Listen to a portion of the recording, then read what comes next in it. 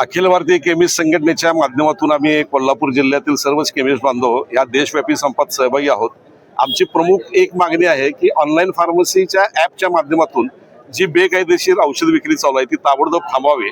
कारण आम्ही देशातील सर्वच केमिस्ट बांधव ड्रग अँड कॉस्मेटिक ॲक्ट 1945 या कायद्याअंतर्गत व्यवसाय करतो। या कायद्यामध्ये कुठेही ऑनलाईनच्या प्लॅटफॉर्मवरून औषधांची विक्री व्हावी असा उल्लेख नसताना वेगवेगळे ऑनलाईन प्लॅटफॉर्म या देशामध्ये कार्यरत आहेत व वेगळ्या पद्धतीची औषध विक्री त्यांची चालू आहे। का या ऑनलाईनच्या माध्यमातून जी औषध विक्री चालू आहे त्याला प्रिस्क्रिप्शन किंवा फार्मासिस्ट किंवा त्याला स्टोरेज कंडिशन असा जो आम्ही कायदेशीररित्या पाळतो ते कुठलंही त्यामध्ये बंधन नाही आहे।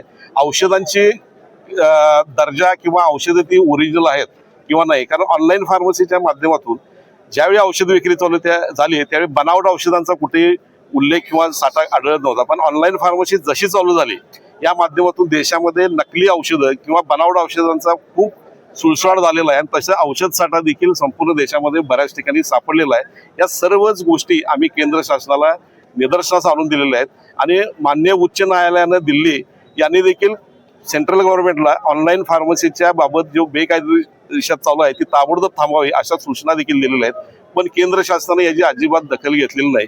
आमची प्रमुख मागणी आहे की ऑनलाईन फार्मसीचा एक तर कायदा बनवा, ज्या कायद्यामध्ये आम्ही व्यवसाय करतो तो कायदा बनवा किंवा जे बेकायदेशीर औषध विक्री चालू आहे ती ताबडतोब थांबवावी।